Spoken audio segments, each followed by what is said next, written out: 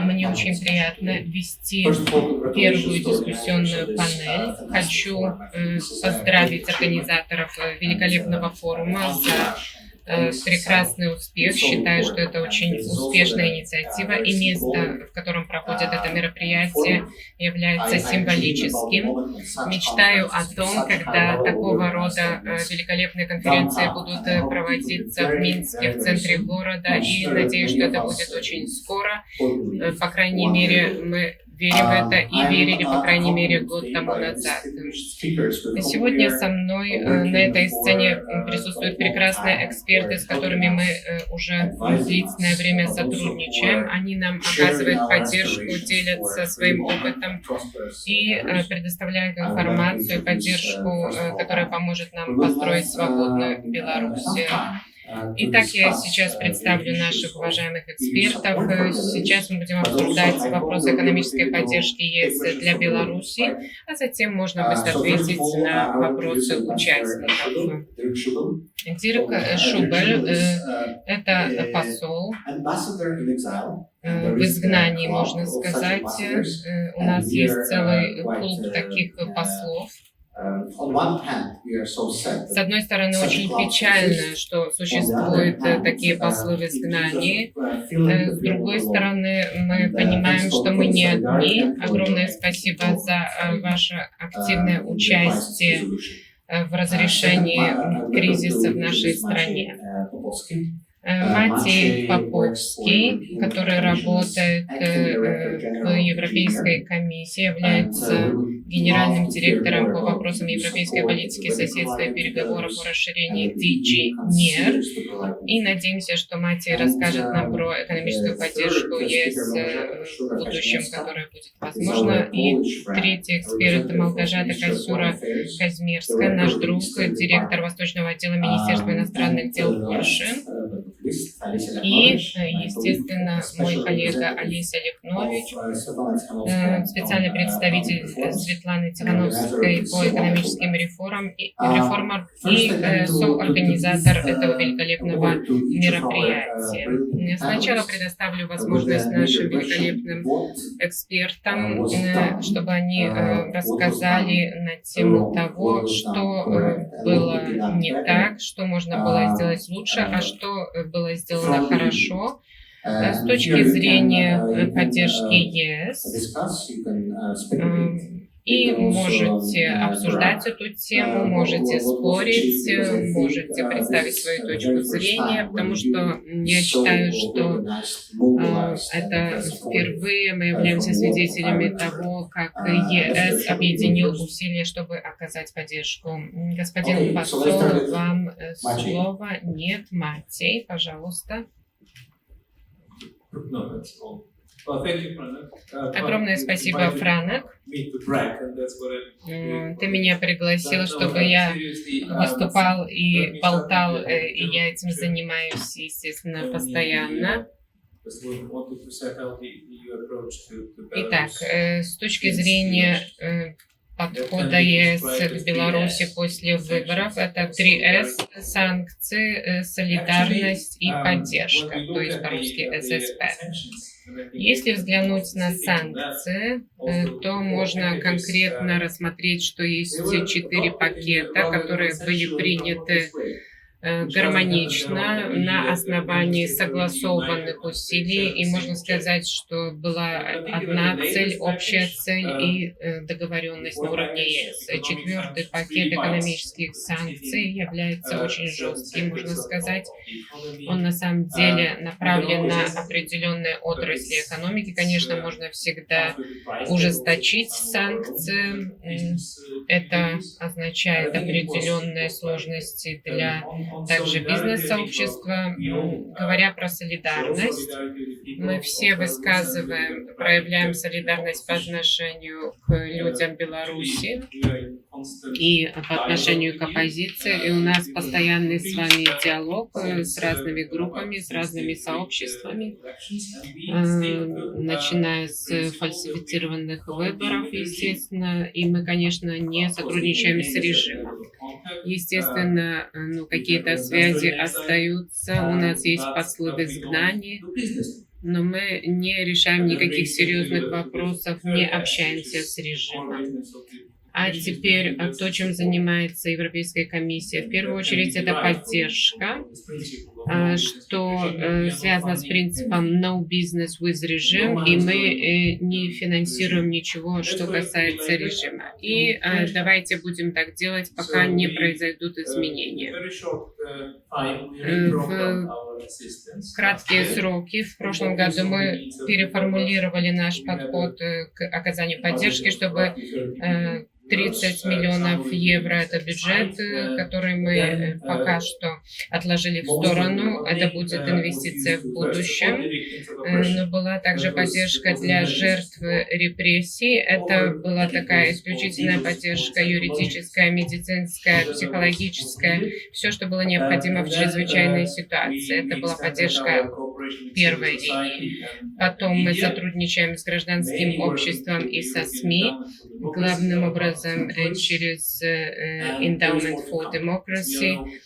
И есть также другие инструменты, благодаря которым в рамках подхода European Endowment for Democracy, то есть поддержка демократии со стороны Европы, оказываем такого рода помощь. С точки зрения экономического сектора, учитывая альтернативные способы вовлеченности в это сотрудничество, мы предоставляем консультативные услуги для среднего и малого бизнеса и также предоставляем поддержку частным услугам в области банковского сектора, который не связан с российскими инвестициями.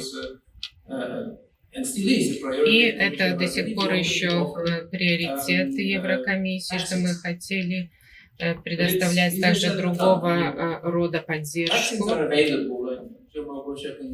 Малгожата об этом расскажет больше, потому что мы хотели бы оказать помощь, но из-за подхода режима мы не можем приезжать на территорию страны, и это, конечно, не проблема в деньгах, но то, что говорил вчера Лукашенко вчера, он не разрешит никому из западных стран приехать в Беларусь.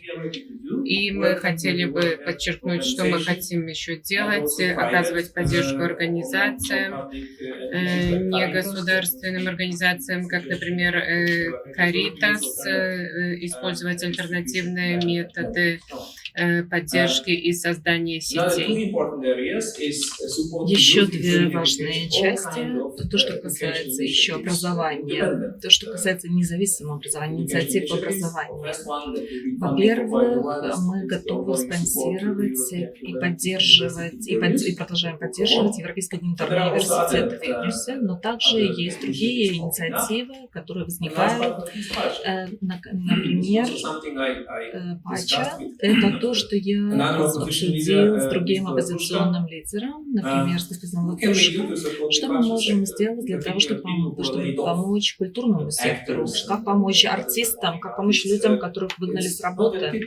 Это не такая нетипичная сфера, в которой работает наша комиссия, но это не значит, что это невозможно. Поэтому я прошу мою команду изучить вопрос, и мы готовы начать какую-то инициативу в этом направлении также.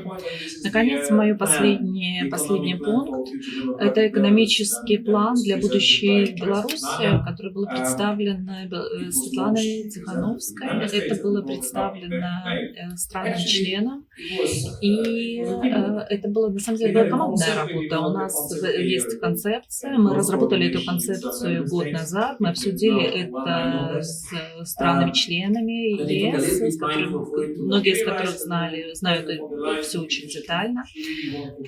Президент Евросоюза действительно очень хочет это запустить и сделать реальное предложение будущее Беларуси. Когда вы читаете об этом, вам может казаться, что это немножко такой общо, но на самом деле на данной стадии мы не можем предоставить это в более детальном виде, потому что мы не сотрудничаем сейчас с белорусским режимом. Но вот этот бюджет, о котором мы говорим, 3 миллиарда евро, это комбинация грантов, финансирования проектного, инвестиций. Это настоящее предложение, и мы действительно хотим, чтобы это свершилось, когда наступит время. Мы говорим о Европейском инвестиционном банке, мы говорим о банке развития, мы говорим о банках стран-членов Европейского Союза. Конечно же, это наш общий интерес. И мы готовы предложить такое быстрое вливание денег в белорусскую экономику, в конкурентные отрасли, а также проинвестировать в инфраструктуру и поддержать переход власти во всех смыслах, в институциональном, экономическом, регуляторном, все, что вы назовете. И на самом деле у нас мы очень много получили информации от членов команды, которые находятся здесь. Здесь нет сейчас Валерия, но мы обсуждали это с Арейсом, с Франком, мы это обсуждали много раз, много часов, и формально мы согласны. Мы пришли к соглашению по многим позициям, и мы уверены, что Светлана Цехановская либо любой другой лидер, они поддержат этот план, и это действительно случилось. Поэтому у нас есть такая легитимизация от будущих получателей. Поэтому следующий шаг для нас, мы бы хотели организовать конференцию доноров. Конечно, она не сможет произойти в Беларуси. Мы посмотрим, где мы можем ее организовать. Может быть, в Брюсселе, может быть, где-то здесь в регионе. Мы бы хотели это сделать в январе. И мы бы хотели пригласить основных доноров, основных инвесторов, и международные банки, представителей стран, и сделать такой мозговой штурм, что мы можем сделать. И мы бы хотели продолжать поддерживать эту динамику. Мы бы хотели не просто что-то предоставили и ждать, пока свершится это изменение. Нет, мы бы хотели продолжать разговор, мы бы хотели обмениваться идеями, в том числе принимать идеи от бизнес-сообщества. Пожалуйста, держите с нами связь, мы очень хотим вас поддержать. Это настоящее предложение, и мы готовы к его осуществлению. Спасибо большое, Матей. Некоторые экономисты говорят, что они удивлены, что такой план появился. Это не совсем такая нормальная, обычная история для Европейского Союза. Что же вас мотивировало? Что такого необычного в том, что Евросоюз сделал такой план даже до того, как изменения совершились? Что же случилось? Да, обстоятельства были исключительными. Действительно, в последний год у нас возникло несколько инвестиционных планов и для южных стран, и для стран Восточного партнерства, и для стран Балканских. Почему так? Потому что сейчас это все происходит, с правительствами, с которыми мы работаем. И таким образом все наши планы не более близки к осуществлению. Мы начали экономический план с Молдовой, когда в Молдове сменилась власть, и мы готовы немедленно начали работать, например, по проектам в инфраструктуре, по проектам в энергетике, потому что вы видите, что это основной такой вопрос, очень сложный. Например, сегодняшние заголовки Financial Times звучат так, что «Газпром» оказывает давление на Молдову в энергетическом плане, и, конечно, это не то, чему мы позволим случиться. Да, это немножко отдельная история, это немножко специальный, действительно особый кейс, но это не значит, что это не случится. И я готов предоставить слово господину послу Шубелю. Итак, специальное отношение к Беларуси. Конечно, в том числе это еще и благодаря вашему личному влиянию, личному погружению. Что сделано, что будет сделано. Спасибо, Франк, большое спасибо организаторам за то, что нас пригласили. Это моя честь быть здесь, в этой особой комнате, в особом помещении. И мы понимаем, что в этом здании большие суммы денег переходят из рук в руки, из сектора в сектор.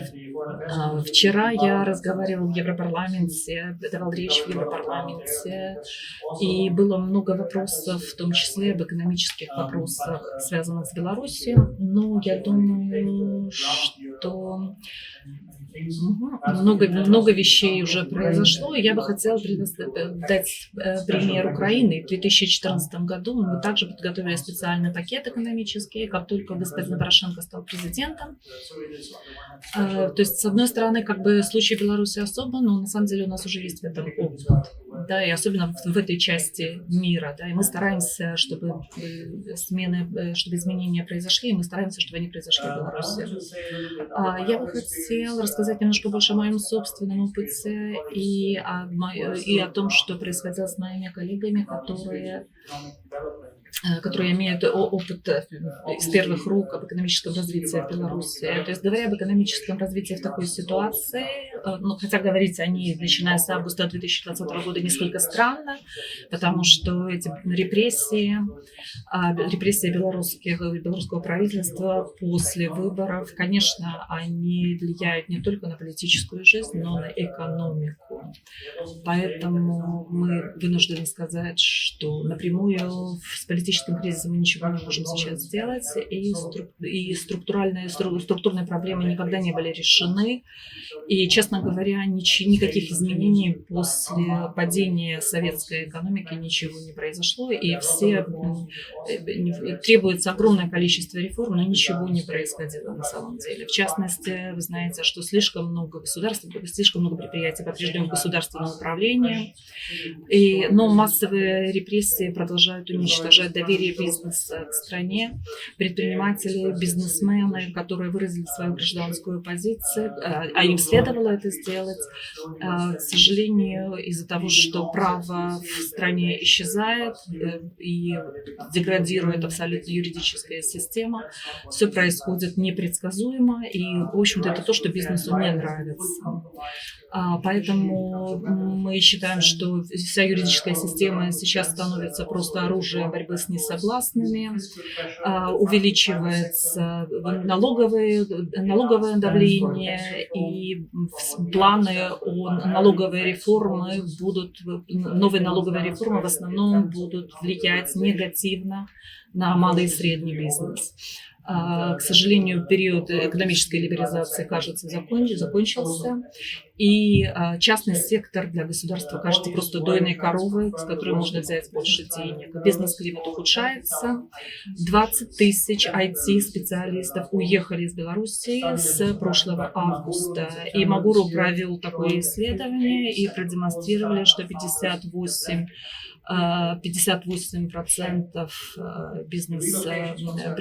технологических предпринимателей покинули страну. Они уехали в Украину, в Латвию, в Литву и, конечно, в Польшу. Некоторые люди среди правительства говорят о том, что внешняя торговля Беларуси это чудо, и мы, конечно, проанализируем эту статистику, но мы видим, что, конечно, белорусские правительства пользуются тем, что Европа требует больше белорусских товаров, но, возможно, это так, действительно, Европа демонстрирует больше спрос, но внутренний спрос в Беларуси падает. А на самом деле все негативные явления будут ощущаться в следующем году. И это будет касаться и экспорта, и макроэкономической стабильности страны. Для нас, что мы, как Евросоюз, делаем? Нам понятно, что политический кризис уничтожил все достижения в экономическом секторе, в том числе те, которые Евросоюз помогал достичь. Но, с другой стороны, будет такое определенное обновление, возможно, будут какие-то изменения, и это то, о чем мы говорим. Мы об изменениях. Мы готовы поддерживать будущие реформы. Матей это ясно выразил.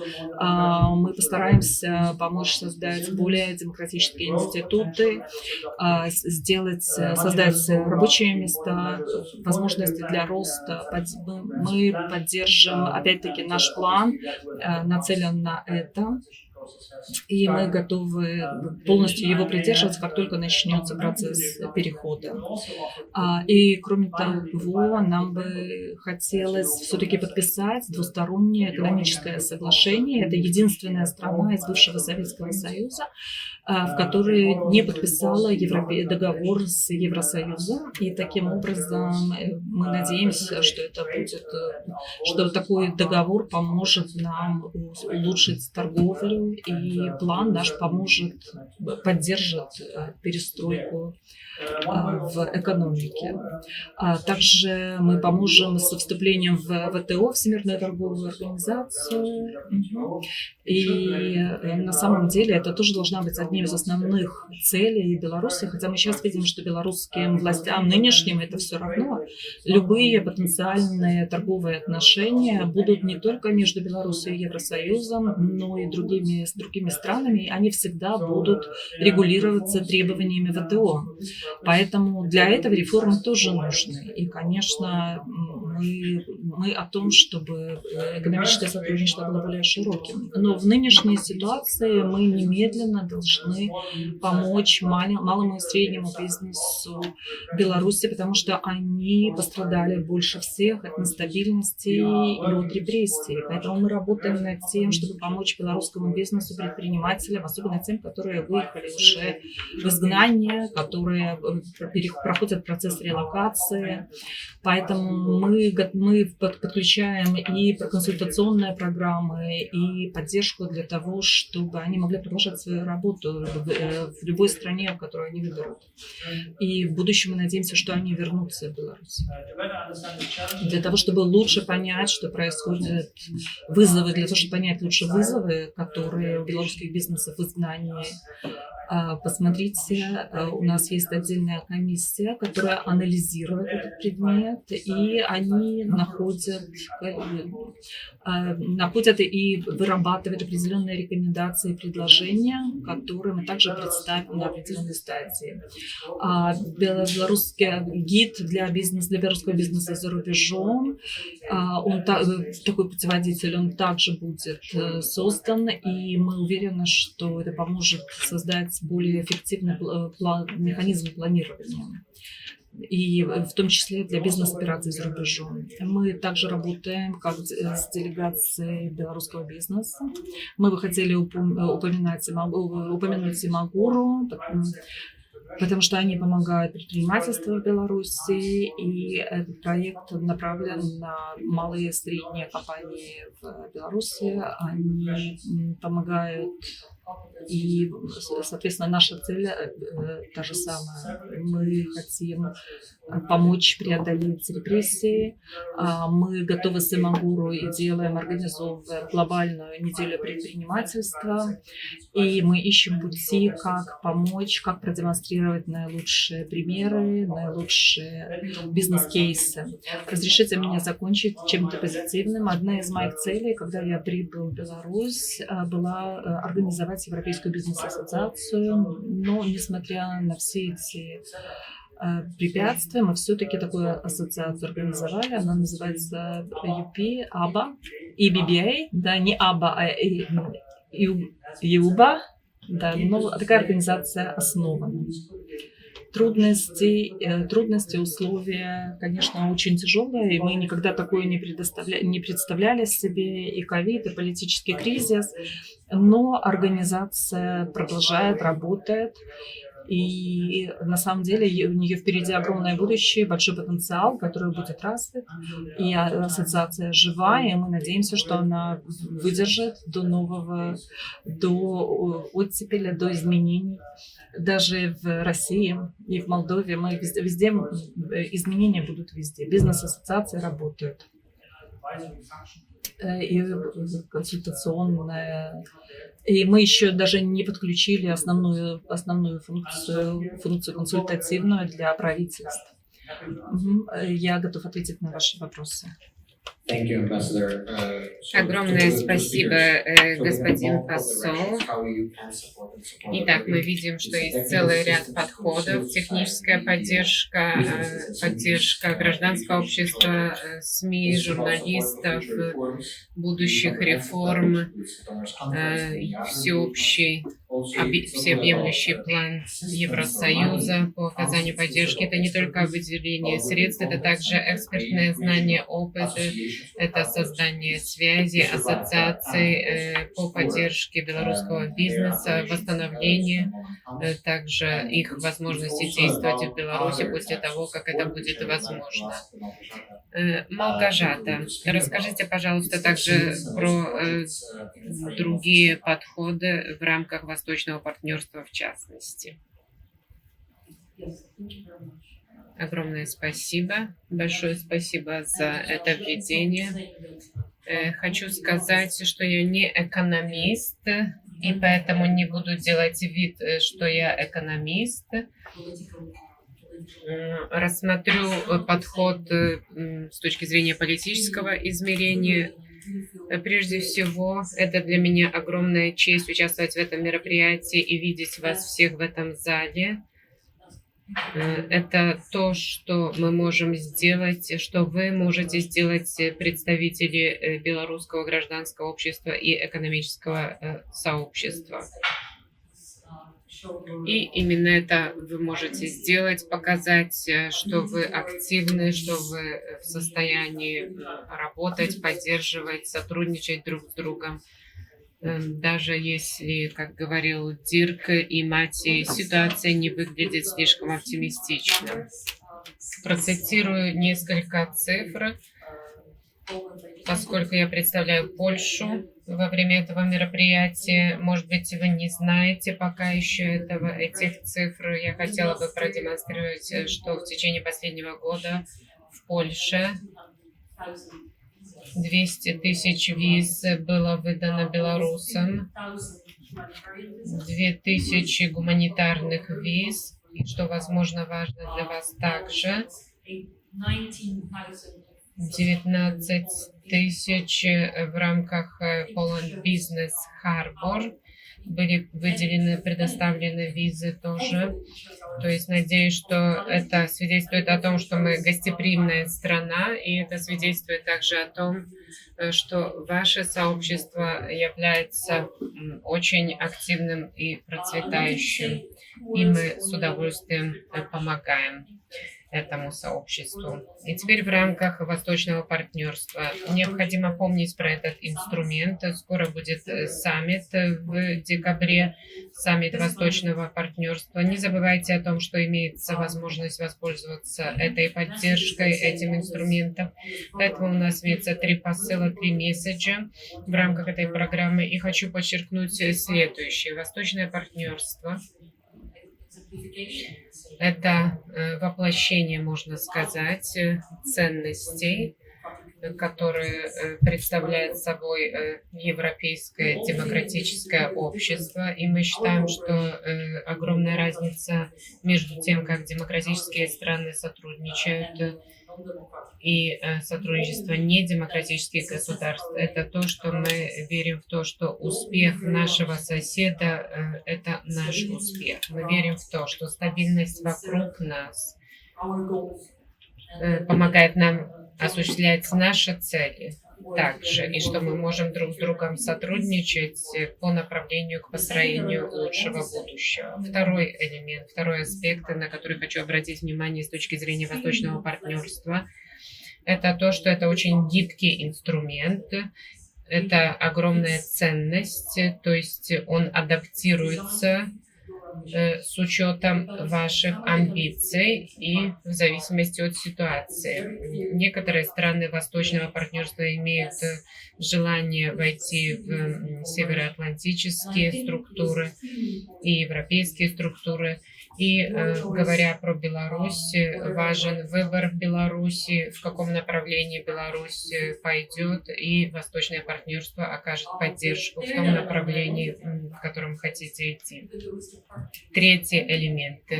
Восточное партнерство сосредоточено не только на экономической поддержке, это также связано с тем, что должны существовать определенные условия в данном государстве. И обращу внимание на 3 фундамента, 3 столпа. Во-первых, это поддержание государственного управления и управления страной. Второе – это рыночная экономика. Третий фундамент – это так называемая connectivity, это энергетическая структура и инфраструктура, транспортная инфраструктура, а также такие мягкие подходы, это стандарты передового опыта, передовой практики. И последний столб – это мобильность и контакты между людьми, межличностные взаимоотношения. Это база, это фундамент, на котором мы строим поддержку. И развивающаяся экономика не может функционировать без этих основ. Теперь мы находимся на той стадии, когда готовится саммит Восточного партнерства с Дирком, с Матием. Мы сотрудничаем и обращаем внимание на то, что белорусская тема должна присутствовать на саммите. Я считаю, что это очень важно, и у нас есть вот такое предложение, чтобы белорусское гражданское общество, ваше процветающее гражданское сообщество присутствовало, было представлено на саммите, чтобы у вас была возможность сформировать ваши цели и повлиять на будущее этой очень важной программы. Не буду вдаваться в подробности. Я думаю, что Дирк конкретно показал, какие программы имеются, каков потенциал, какие денежные средства будут выделены. Хотелось бы сказать несколько слов в общем по программе.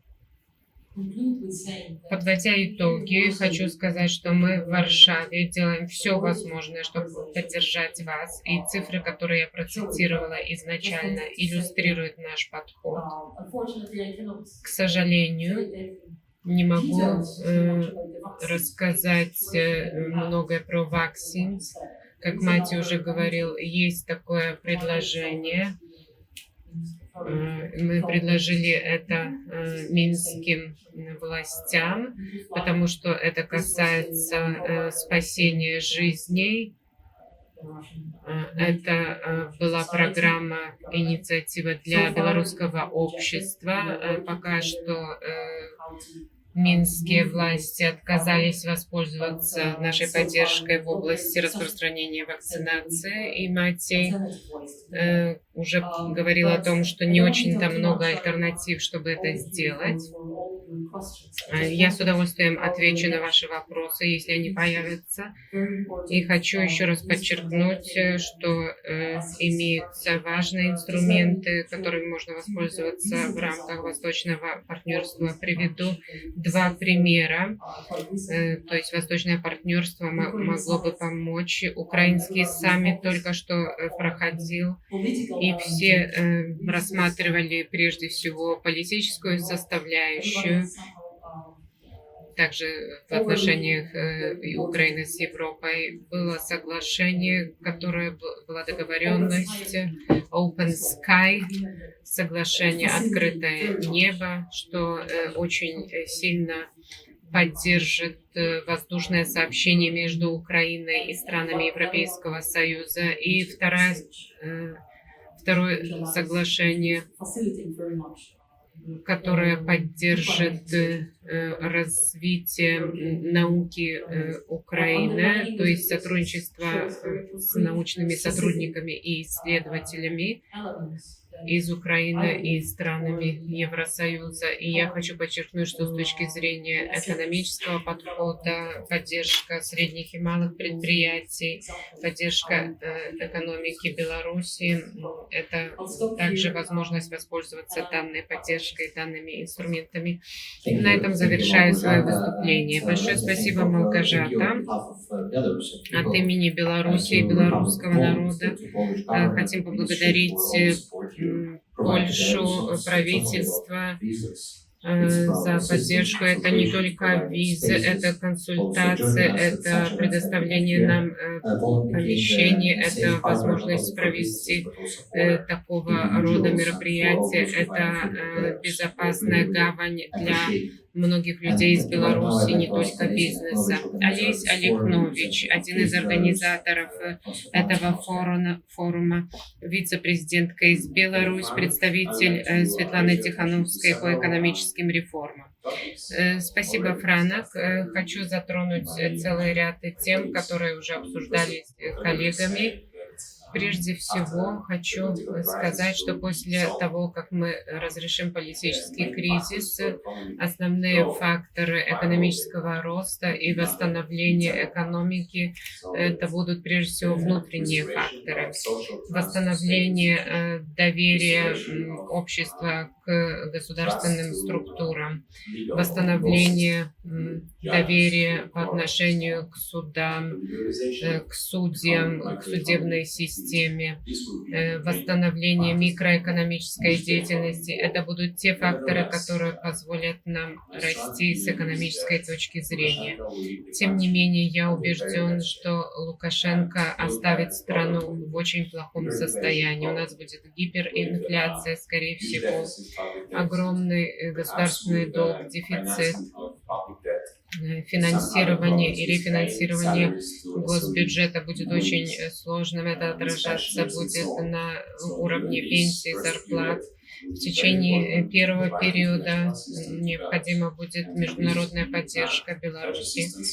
И, в частности, это поддержка со стороны ЕС, макроэкономическая, макрофинансовая поддержка. Это механизм в рамках Евросоюза, который означает, что деньги напрямую будут направляться в госбюджет и Министерство финансов. Это будет первый этап, первый период, когда можно будет частично профинансировать обслуживание госдолга, госзадолженности при помощи международной поддержки. Почему очень важна роль европейского плана Евросоюза? Это уникальный подход. Это 3 миллиарда евро, то есть 6% ВВП, что необходимо на первые 3 года после начала реформ.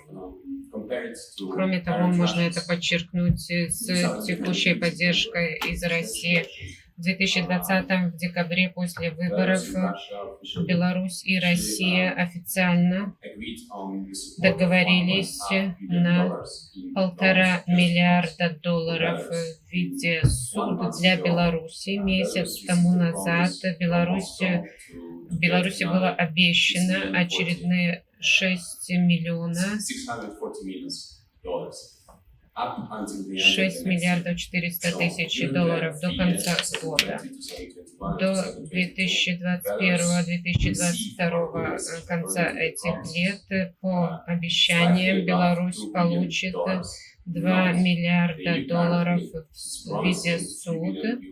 ЕС обещает 3 миллиарда евро, то есть немногим более 3 миллиардов долларов в виде грантов, в виде субсидий, чтобы Беларусь не вынуждена была погашать эту задолженность. То есть ситуация, в которой мы говорим, что только Россия предоставляет такого рода помощь в таком размере, это не так. Есть другие источники поддержки, которые помогут нам преобразовать страну и справиться с переходным периодом. Впервые в истории нашей страны этот план поддерживается не только текущим подходом. И говоря про правительство, текущее правительство в Беларуси, Светлана Тихановская, которая принимала участие в обсуждении этого плана, сыграла огромную роль в том, что был разработан этот европейский подход, европейский план. В сентябре прошлого года польское правительство инициировало эту инициативу, то есть после выборов в Беларуси. Это очень важно, и важно помнить о том, что имеется вот эта позитивная повестка дня на будущее. И это очень важно, что когда мы решим политический кризис, эта ситуация поменяется, поэтому стоит помнить о том, что надо поддерживать не только будущее Беларуси, но также решать текущие вопросы. Есть несколько идей, по крайней мере, несколько идей, которые приходят мне в голову. Во-первых, экономисты из Кейс Беларуси разработали такие идеи, что можно поддержать либерализацию импорта услуг из Беларуси в ЕС. То есть, с одной стороны, готовить либерализацию импорта услуг из Беларуси. Почему не торговли, почему не товары, а услуги? Именно потому, что услуги предоставляются частным бизнесом.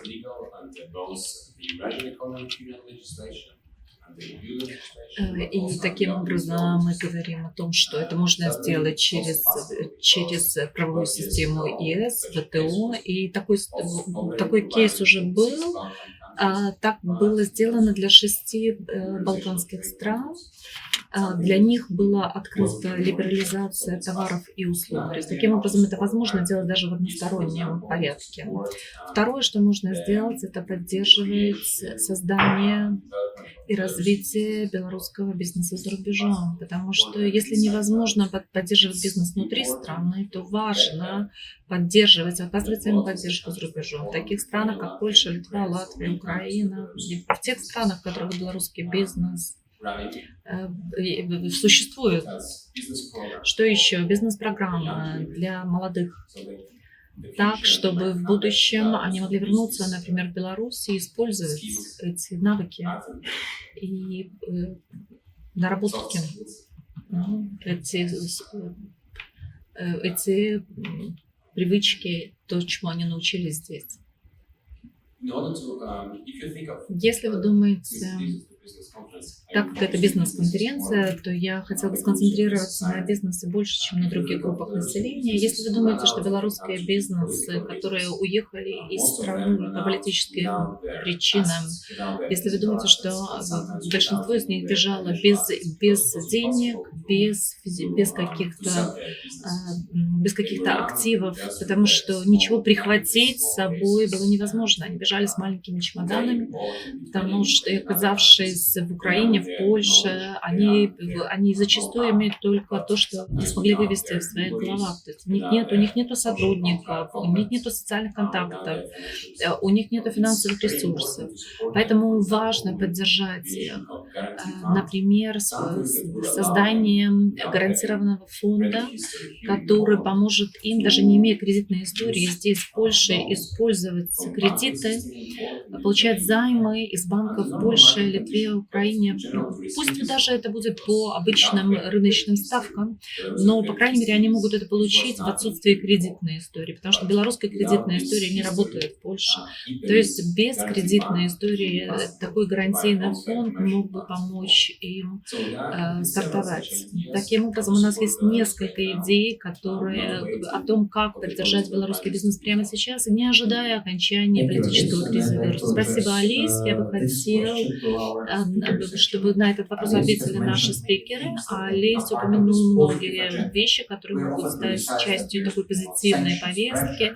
Мы много говорим о санкциях, давлении, протестах, но как насчет позитивной повестки? Позитивная повестка появляется и из плана ЕС, но большинство белорусов знают об этом и не смотрят на это очень позитивно, согласно исследований, согласно опросам. Олесь упомянул либерализацию импорта услуг, некоторые изменения уже в том, как можно брать кредиты, а также мы поговорили о вакцинах. Что из этих идей можно применить? Что еще мы можем предложить как часть такой позитивной повестки? Посол Матей Волгожата, пожалуйста.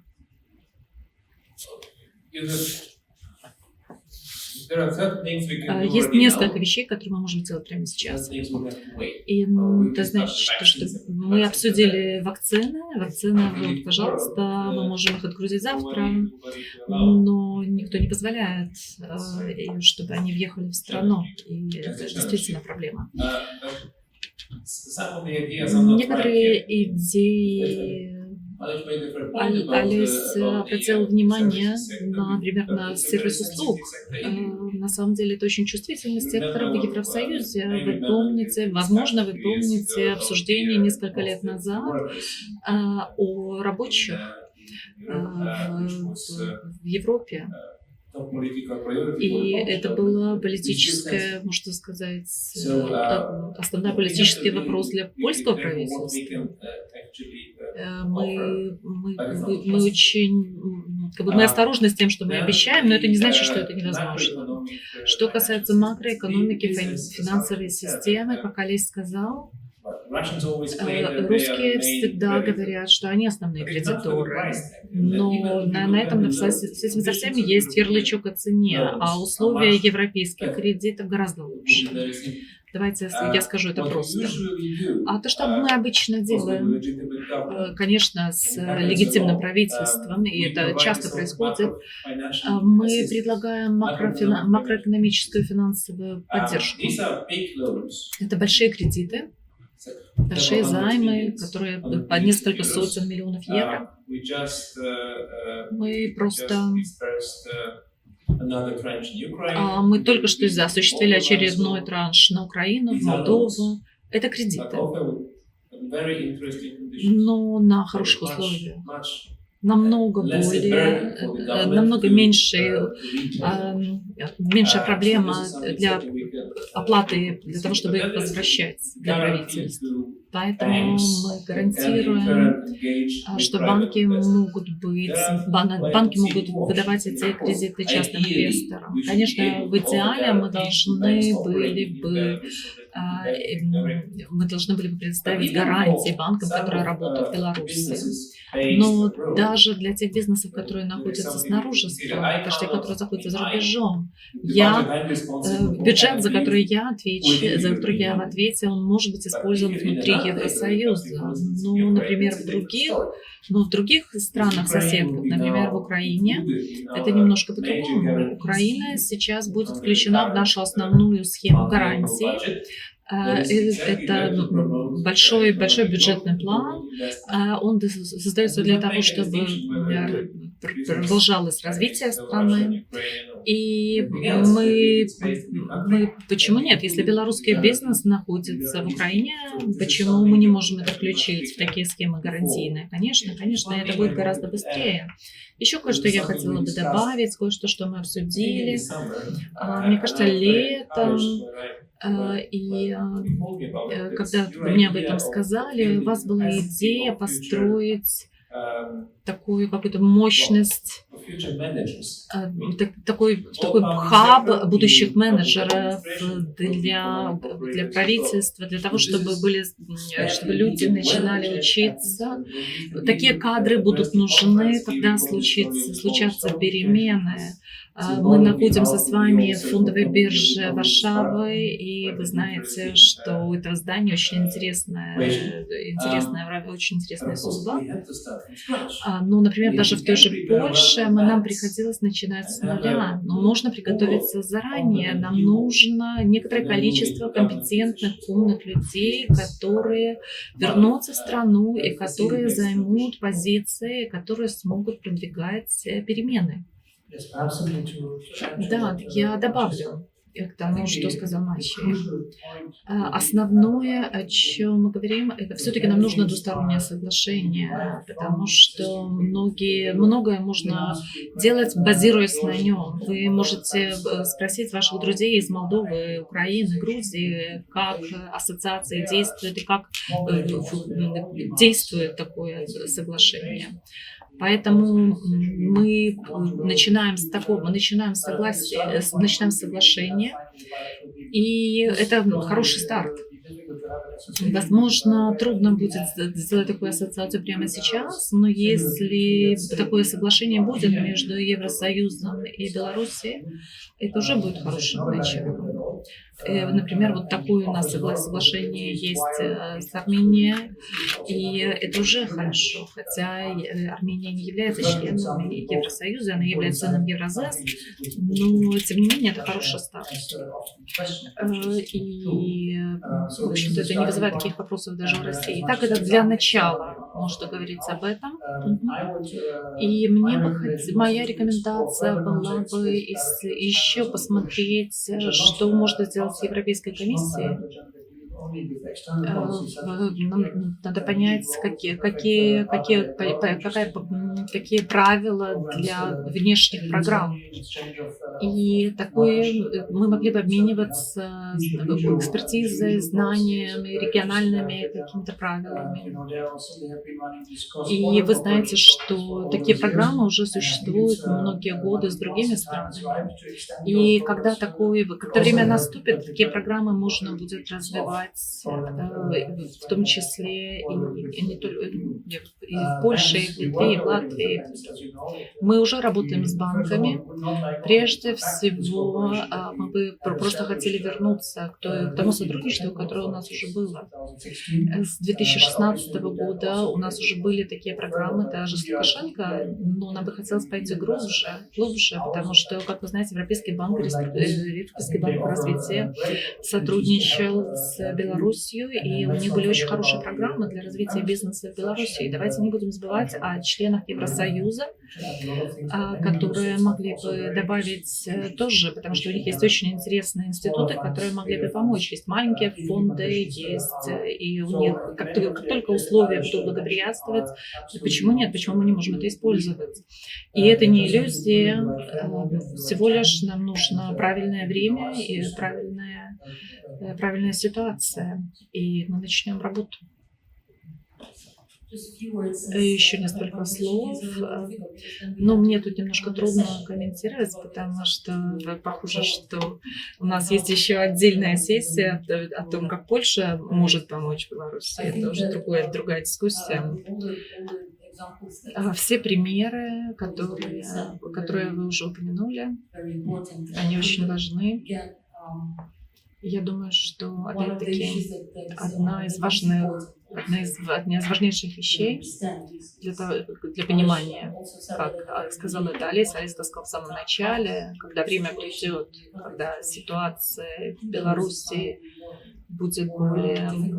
Сейчас она пока еще какое-то время она будет более сложной, и мы это тоже понимаем. Поэтому как только вы получите вот это соглашение о сотрудничестве, и тогда-то и все это отношение изменится. Но на самом деле мне бы хотелось сказать, что это достаточно трудно. И мы все думаем над тем, как мы можем подготовиться к тому времени, когда все это закончится. И сравнивая менеджеров, сравнивая управленцев, чтобы люди начинали готовиться уже здесь. Страны-члены ЕС в рамках Восточного партнерства, которое я упомянула, например, здесь, в Польше, например, есть государственная администрация. Мы могли бы, в принципе, подумать над тем, чтобы использовать существующую инфраструктуру в Польше для развития государственных управленцев. У нас есть такие люди, которые могут поделиться с вами своим опытом, которые через это уже прошли. Еще одна вещь, о которой мы должны поговорить, и это не только касается Польши, только мы знаем, что, конечно, было бы замечательное решение, но одно из широко обсуждаемых таких историй о том, что может быть даже до того, как белорусская демократия будет воцариться, даже если это будет очень тяжело. Но есть и другие возможности, и многое зависит от вас. Многое зависит от того, что вы будете требовать. Многое будет зависеть от того, какие ваши потребности. Но мне кажется, что мы лучше это обсудим на следующей секции. И мои коллеги и дипломаты именно из Польши они помогут и расскажут именно об экономических предложениях, которые у нас есть. Я бы добавила еще несколько слов. Мы упомянули много каналов поддержки, в том числе прямой поддержки Беларуси. Некоторые данные, некоторая информация. Но правда в том, думаю, что опыт в Польше и опыт в Евросоюзе демонстрирует нам, что самое главное это не прямая финансовая поддержка, например, от ЕС к стране, которая поддерживается, да, через иностранные финансовые институты, но реформы, экономические реформы, которые помогут создать более высокую конкурентность, более высокую конкурентоспособность. Может быть, почему маленькие компании из Польши настолько конкурентны на мировом рынке? Как создается внешняя потребность, внешний спрос? И мы видим, что за последние 25 лет мы видим, что экономический рост в Польше который Польша была обеспечена, был благодаря экспорту, благодаря тому, что другие страны покупали польские товары. И то же самое речь идет о частных инвестициях. Речь не идет только о больших игроках, но о частных бизнесах, которые инвестировали. И для Беларуси будет очень важны частные бизнесы, которые будут инвестировать. Чем больше Беларусь выучит от Польши, от Великобритании, от США, от других стран, тем будет это лучше для белорусского будущего. По крайней мере, некоторые из этих людей, которые вернутся в Беларусь, они будут профессиональными менеджерами, они будут госслужащими, они будут инвесторами, а может быть, они может быть, они откроют филиал своего бизнеса в Беларуси. И даже если некоторые из этих людей не вернутся, они по-прежнему будут послами Беларуси за рубежом, а ведь это очень важно. Таким образом, они могут поддерживать своих бизнес-партнеров, находить бизнес-партнеров в Беларуси. То есть гораздо больше каналов поддержки. То есть не только прямая финансовая поддержка, о чем мы говорим. Есть, и мы слишком часто, наверное, говорим об этом. Какие еще идеи есть? Итак, обмен опытом очень-очень важно. Обмен опытом не только с коллегами из Польши, но также с коллегами из всей Европы. Затем сотрудничество в области исследований, образования. Мы узнали, когда все это произошло, что у нас не хватает дипломатов, специалистов в области госуправления. Все это будет очень необходимо после изменений. Третье. Инвестиции и ноу-хау. В настоящий момент этого еще нет, но надо это готовить заранее. И частный сектор должен подготовить инвестиционные планы для Беларуси, где будут вноситься капиталовложения, безвизовый режим. Это очень важно. Уже сама декларация, заявление, что вы об этом думаете, это нам очень сильно поможет, потому что людям нужно видение будущего. Появляется следующий вопрос – видение. Визуализация будущего поддержки. Всеобъемлющий план поддержки для Беларуси – это очень важно, но большинство жителей Беларуси не знают об этом и не знают, как это будет работать. Что может сделать Евросоюз, чтобы чтобы команда Светланы Тихановской, Координационный совет об этом знали и могли распространять эту информацию? Визуализация, видение, миллионы долларов, и они заберут эти деньги у Евросоюза, и эти деньги будут потрачены зря. Есть такого рода точка зрения. Что сделать, чтобы помогать людям на местах? В случае малых и средних предприятий, может быть, вы можете сказать, как МСП поддерживались на протяжении последних 12 месяцев. Я хотела сказать несколько слов на тему того, что очень важно, то есть наш имидж Евросоюза в Беларуси. Вы знаете, что я был также в соседних странах, в Украине, Молдове и в других странах работал. И даже в случае Армении, в Армении гораздо больше знают про Евросоюз по сравнению с Беларусью, которая является соседом Европы. Это, конечно, все из-за Александра Лукашенко и его политики, но это не единственная причина. У меня иногда было такое впечатление, что у нас такой статус, что мы как бы неизвестны в стране, что такое Евросоюз и чем мы занимаемся. Конечно, жители хотят путешествовать, посетить Берлин, Рим и так далее, но они не знают, как построено наше общество. Да, люди путешествуют, отдельные лица, можно сказать. Тем не менее, надо поменять видение Евросоюза, и мы должны этим заняться. И это, конечно, касается также частного сектора, но чтобы люди знали, что такое Евросоюз, что это означает. Конечно, я не хочу сказать, что прямо здесь такая розовая картина, что все классно, надо, чтобы это был реальный подход, многое надо усовершенствовать, но если что-то более совершенное в мире, я не уверен. То есть, конечно, мы должны предоставить реальную картину на тему Евросоюза.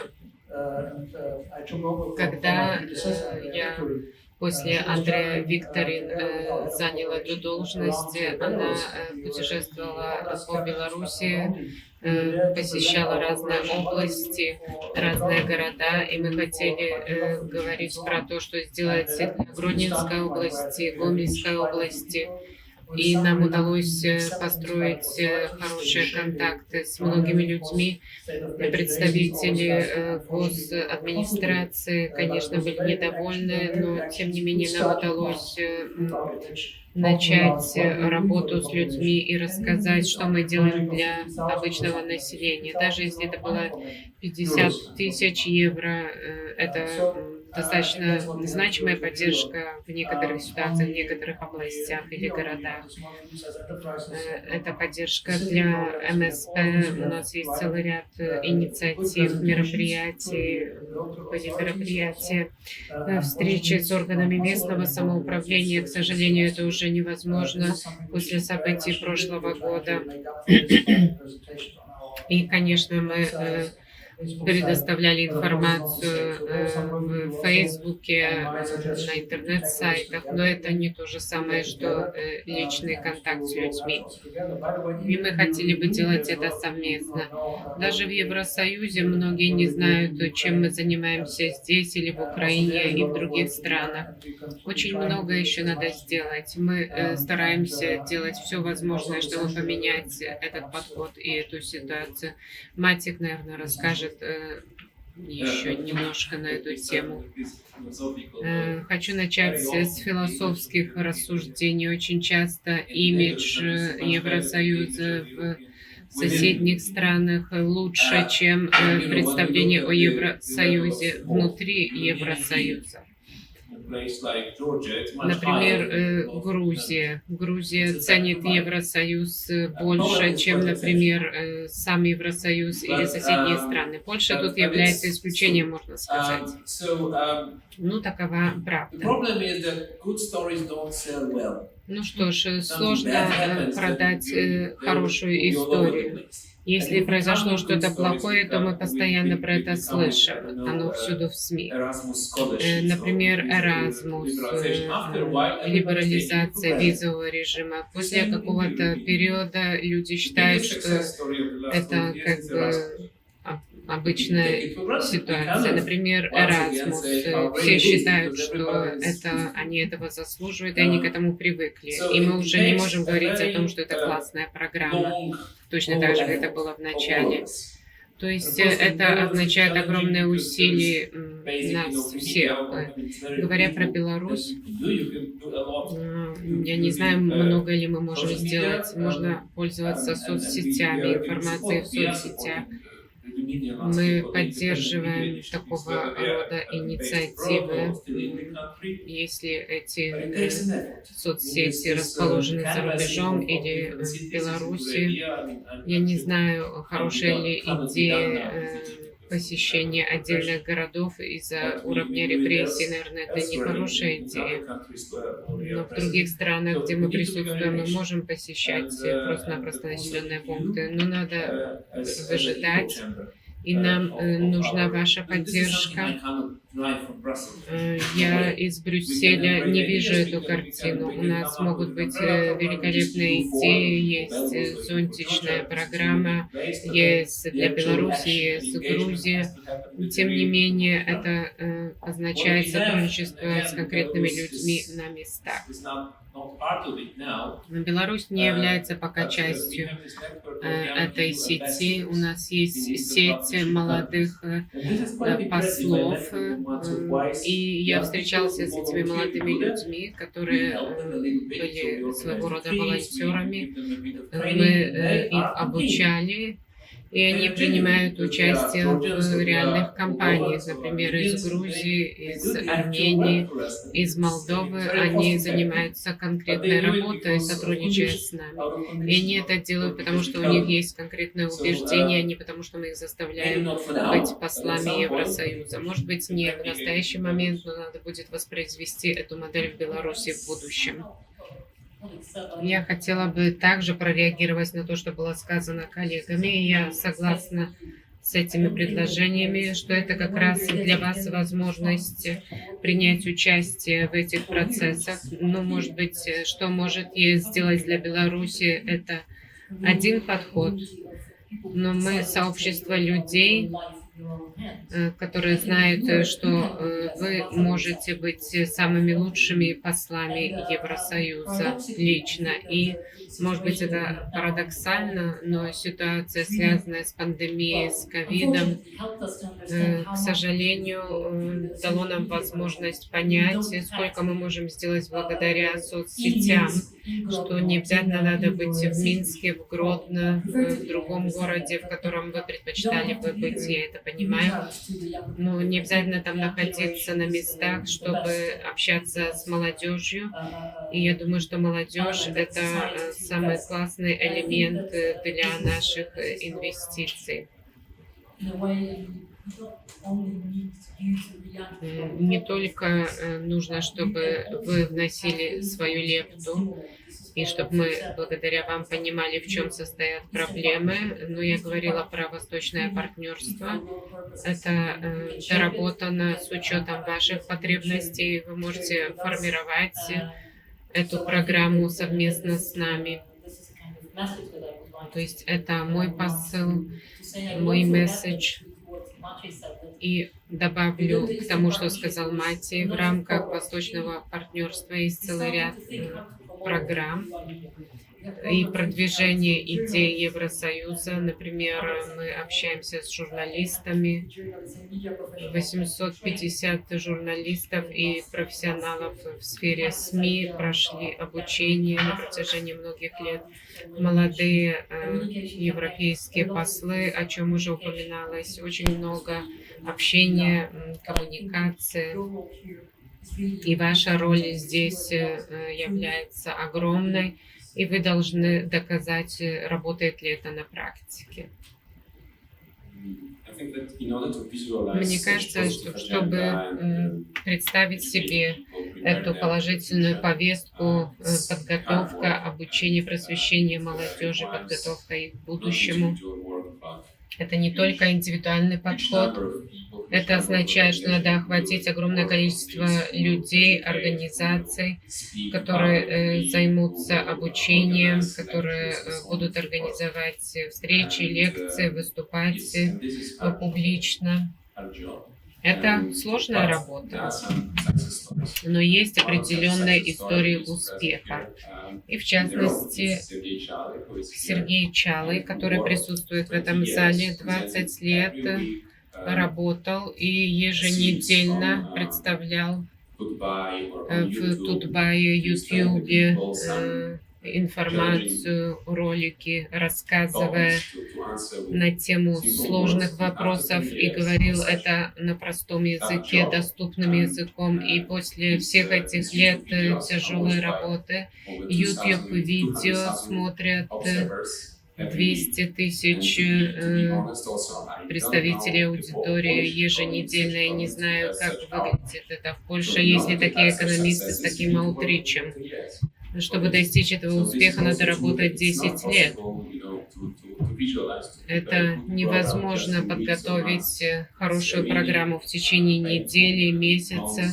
Это длительная, тяжелая работа. Спасибо, Олесь. Я думаю, что это один из самых успешных представителей участников в этом зале, потому что многие организации, представленные здесь, делают многое, чтобы рассказать про Беларусь, что делает ЕС Польша для Беларуси. Белсат многие годы рассматривает то, как работает экономика, международная помощь и другие вопросы. И надо уметь также хвастаться.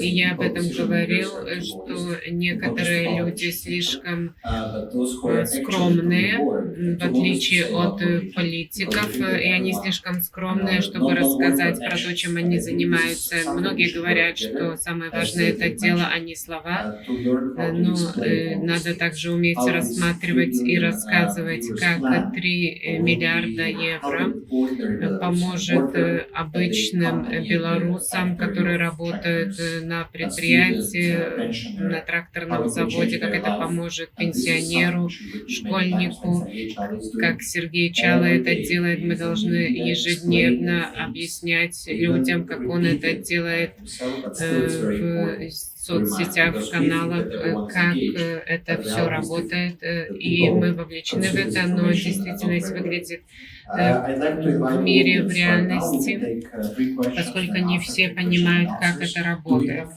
Теперь возможность задать вопросы, есть ли у нас микрофоны в зале. Олесь, помоги нам. Кто хочет задать вопрос, либо комментировать, поднимайте руки, пожалуйста. Здравствуйте, меня зовут Алексей, я предприниматель из Минска. Последние 5 лет я был вовлечен в бизнес среднего размера в Беларуси, сейчас я здесь, и я бы хотел подчеркнуть практические вопросы. Во всем я бы хотел задать. Олесь Аликнович уже упомянул. Олесь подчеркнул, что белорусский бизнес, какой взгляд белорусского бизнеса на страновой риск, который сейчас есть в Беларуси. Бизнес хочет переехать в другие страны, и проблема в том, что у нас нет европейской кредитной истории здесь, в Европейском Союзе. Нам нужна помощь. Мы можем показать вам нашу белорусскую кредитную историю, она часто идеальна. Скажите, это фантазия, либо это действительно может сработать? Если мы покажем вам наши финансовые документы из Беларуси, поможет ли это нам начать бизнес здесь, привлечь кредит на бизнес здесь? Этот вопрос первый. И еще один взгляд от предпринимателей. Предприниматели не могут работать больше в Беларуси, потому что они не хотят платить налоги режиму. Это большая психологическая проблема в Беларуси сейчас. Спасибо вам. Спасибо. Давайте еще несколько вопросов возьмем из аудитории. Меня зовут Александра Попко, я журналист из Белсата. У меня маленький политический вопрос. Этот форум организован несколькими политическими силами, или это только офис Светланы Тихановской? Если это... Сколько политических сил, сколько политических групп поддерживают АББА? Почему он организован односторонне? Думаете ли вы о том, чтобы организовать подобную экономическую конференцию на более широкую аудиторию? Спасибо за ваш вопрос. Еще 1-2 вопроса из аудитории. Добрый день, меня зовут Вадим, я предприниматель из Беларуси. У меня такой вопрос. Сейчас очень много предпринимателей переехало сюда, молодых, начинающих, амбициозных, разных. Кто-то уезжал с деньгами, кто-то без, но все сталкиваются с сложностями открыть, запустить свой бизнес здесь. Я предлагаю рассмотреть возможность помочь, точнее, создать центры. My idea is to create some centers to start the business, some consulting centers for the businesses where the entrepreneurs who have just moved to another country could get some experience, how they can start a business in Poland, Lithuania. They can get instruments, how to run their business, to get some education, just a platform like that. And maybe it's possible to attract investors to these centers. Credit centers are fine, but we all have our own ideas how to develop the business. So possibly, if we could present the ideas to the investors, we could basically develop them ourselves. People get experience, they can get back to Belarus at a certain time, and they can develop the business in Belarus. So is it possible to create such centers? Да, именно так. Вопрос был о том, можно ли создать бизнесы, возможно ли создать центры для развития бизнеса, в котором предприниматели могут получить опыт, а также получить доступ к инвесторам, которые были бы заинтересованы в их проектах. И еще один вопрос. Добрый день, меня зовут Наталья Гречка. Good afternoon, my name is Natalia Grechka. I'm a human rights defender. In over 20 years, I've been a private entrepreneur in Belarus. I'm an employer, so I've never had business credits, business loans. That's how I developed. But I heard that, and I know that for sure, that EU support to Lukashenko's regime, through Lukashenko's regime, for individual entrepreneurs and small business, there's such a lot. But according to my experience, I'll tell you that actually all this support never got to the businesses on the ground. Everything was distributed between the Lukashenko's entourage, the people who were actually somehow connected to Lukashenko's regime. So we had very bad experience, as you know, for example, about restaurant in Kuropate. Kuropate is a tragic place for the citizens of the whole world, not only for Belarusians. This is the place of mass execution where the Polish citizens were shot and other Belarusians. And we know that EU, actually the restaurant in that sacred place was constructed with the funds from European Union. And the people who suffered, the Belarusian citizens who were against, who opposed, who actually opposed against, they were repressed in 2018-2020. So common citizens of Belarus, common entrepreneurs could not get any support from these funds. So before this support will be attributed, we need to get rid of the dictatorship. Многие годы белорусские бизнесы предполагалось, что белорусские бизнесы получали поддержку от Евросоюза, но я предприниматель, я знаю, что вся эта помощь была распределена среди людей Лукашенко. Поэтому я очень прошу вас вначале давайте покончим с диктатурой, только потом будем поддерживать бизнес в стране. Итак, у нас есть несколько вопросов. Итак, кто хочет начать? Ну,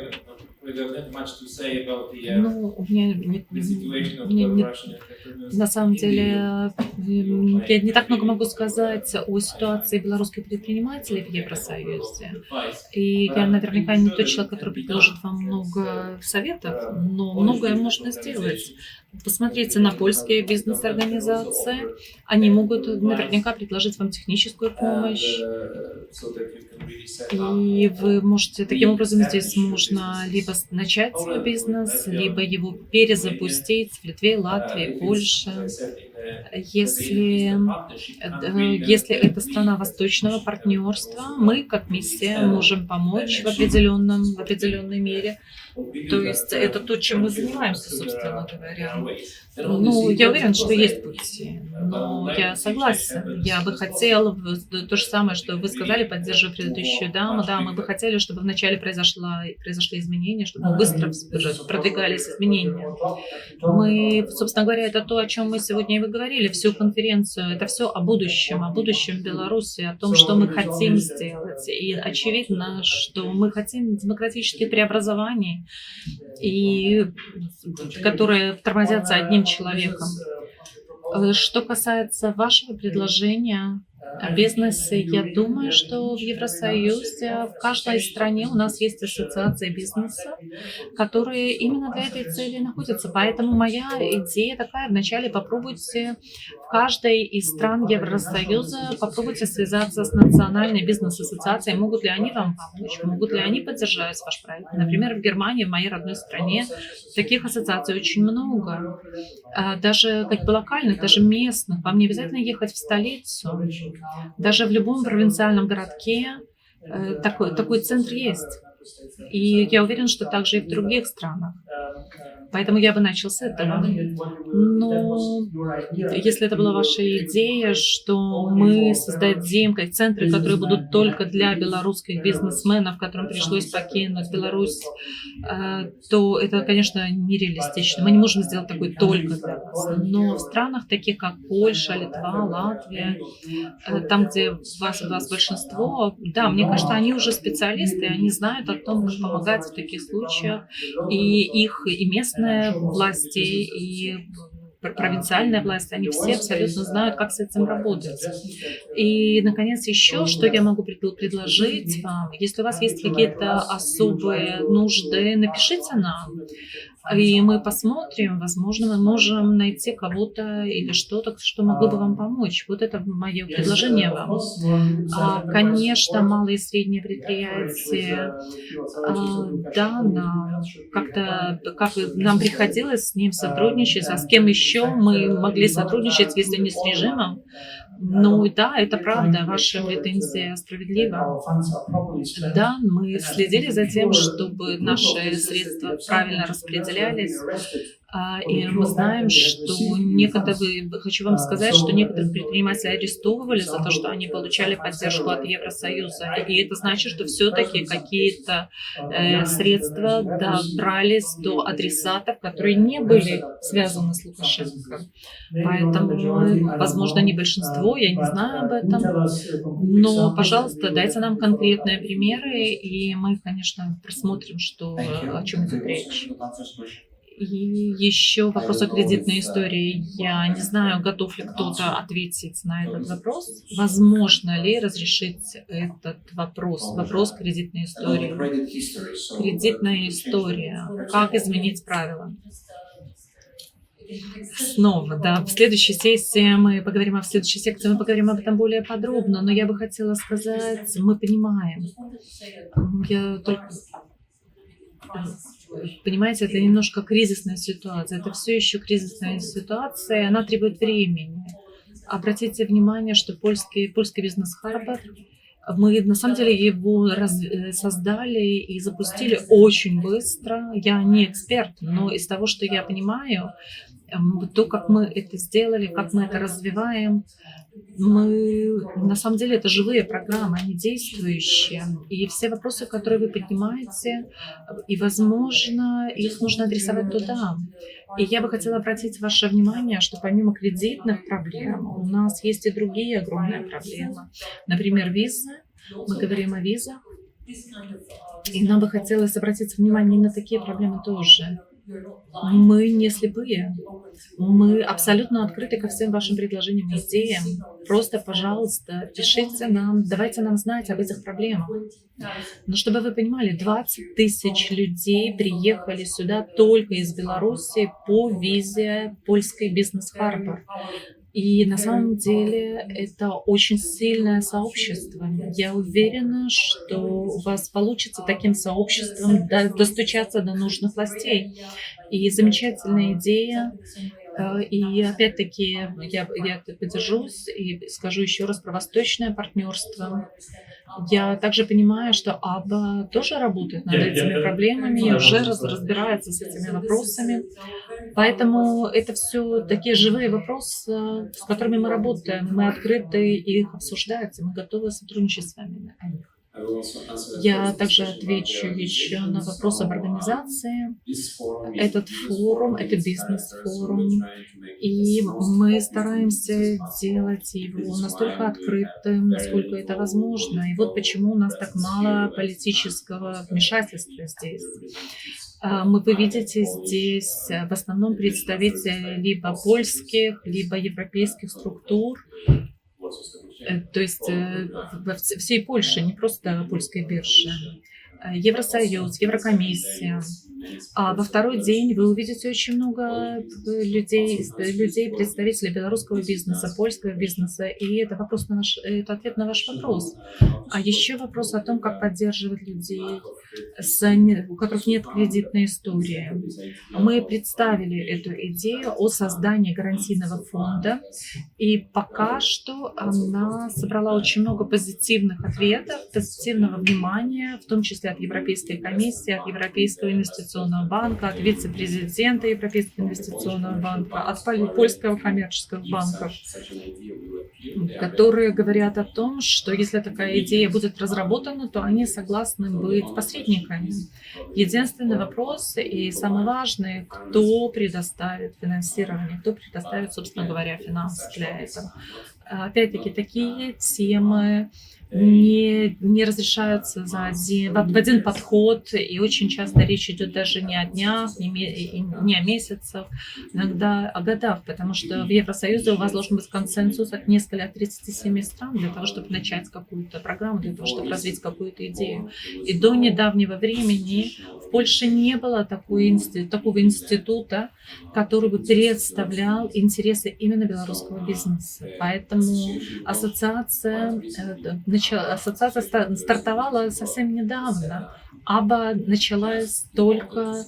Ассоциация, собственно, и была создана для того, чтобы поддерживать белорусский бизнес, для того, чтобы дать голос белорусскому бизнесу, чтобы лоббировать интересы белорусского бизнеса в Польше, возможно, в других странах Евросоюза, возможно, в Украине. Но основная идея состоит в том, что белорусский бизнес должен объединиться и поддерживать, и белорусский бизнес должен быть представлен институтом, должен быть представлен организацией. Да? Поэтому речь не идет о том, что это один лидер, одна организация.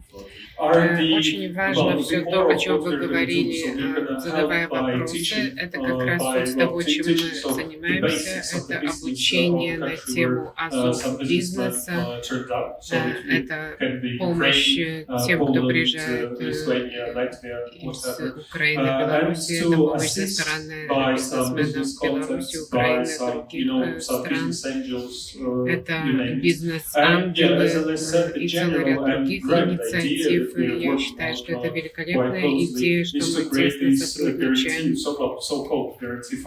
и будет создаваться гарантийный фонд или фонд поддержки ликвидности для того, чтобы бороться с проблемой отсутствия ликвидности, о чем мы говорили завтра, будем более подробно раскрывать эту тему. И это, в принципе, то, что я хотела сказать, добавив к тому, что было сказано нашими экспертами. Итак, сделаю заключение и последние заключительные слова наших экспертов, поскольку осталось только несколько минут. Сегодня мы обсуждаем то, что мы можем сделать для Беларуси. Это поддержка, в том числе техническая поддержка предпринимателям, которые прибыли в Польшу. Есть определенные препоны. Есть идея создавать бизнес-центры, которые помогут предпринимателям, которые приезжают в Польшу или в другие страны ЕС, помощь интегрировать предпринимателей в бизнес-сообщество, которое уже существует. Это поддержка по развитию и реализации будущих реформ благодаря предоставлению экспертных знаний, опыта, ноу-хау, чтобы эти реформы состоялись. И одним из инструментов является всеобъемлющий план, необходимо объяснять людям, как будет реализован этот план. И общий посыл был такой, чтобы не представлять красочную картину, а реальную картину. То есть вот этот подход, основанный на реальности, на реальной ситуации, это ключ к нашему сотрудничеству, это также предоставление информации на тему реформ общественных и экономических, продвижение таких проектов, как безвизовый режим, как либерализация торговли, как помочь организациям, которые работают сейчас в Польше, сформироваться, и потом, как они могут вернуться обратно в свою страну происхождения после того, как там произойдут изменения, и оказание поддержки, не финансирование режима в настоящий момент, и как работать на местах. Заключение наших экспертов. Что вы хотите сказать в заключении? Наша вовлеченность, поддержка — это не только 3 миллиарда, это, конечно, классные цифры, но это гораздо больше, то, что мы предлагаем. У нас очень серьезные намерения на самом высочайшем уровне. Фон дер Лайен и другие руководители Евросоюза очень серьезно относятся к поддержке. В декабре пройдет саммит. Представители белорусской оппозиции будут присутствовать во время саммита. Будем обсуждать, как можно оказать поддержку. И надеемся, что вы будете там. Будет там пустой стул также стоять символически. Но лидеры оппозиции должны присутствовать на саммите и выступить обязаны, высказать свою точку зрения. Мы будем вовлекать вас всех, пока не произойдут изменения. Франек предлагаю также свою поддержку со стороны также представителей ЕС. Если вы предприниматели, которые находятся за рубежом, если вам нужна информация, например, хотите связаться с Брюсселем по предпринимательству, по малым и средним предприятиям, сельскому хозяйству, энергетике, сельскому хозяйству, другие темы, свяжитесь с нами, и мы всегда найдем специалиста, который ответит на ваши вопросы, и надеемся, что сможем оказать позитивную поддержку. Вы знаете, что есть возможность местных партнерств, и европейская делегация всегда готова к сотрудничеству. Мы вас поддерживаем, мы с вами. Малгожата. 2 слова. Во-первых, мы рассматривали разные решения, подходы на европейском уровне. Пожалуйста, обращайтесь также к другим странам, другим столицам в Евросоюзе. Потому что, естественно, мы обычно обращаемся к тем, кто ближе, кого мы видим на первый взгляд, самые ближайшие соседи.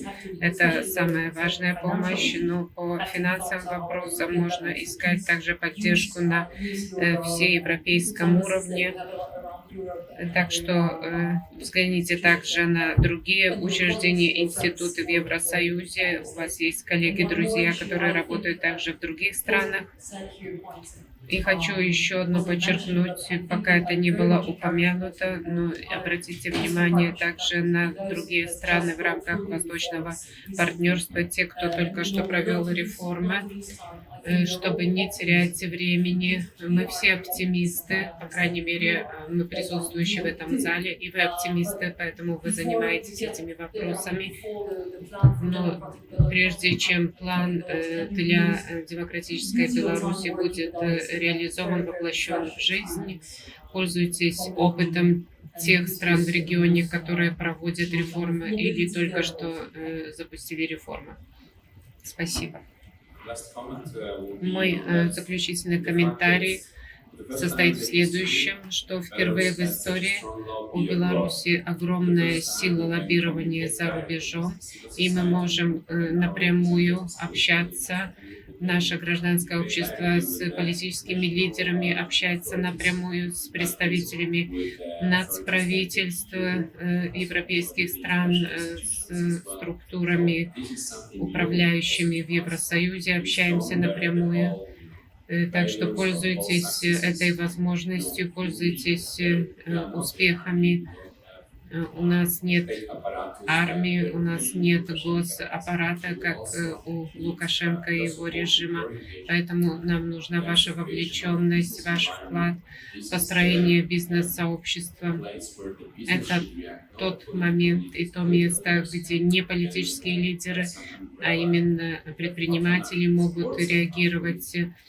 Политики могут предоставлять нам свой патронаж, но операционная деятельность зависит от бизнеса. Спасибо. Огромное спасибо всем уважаемым экспертам, всем уважаемым участникам.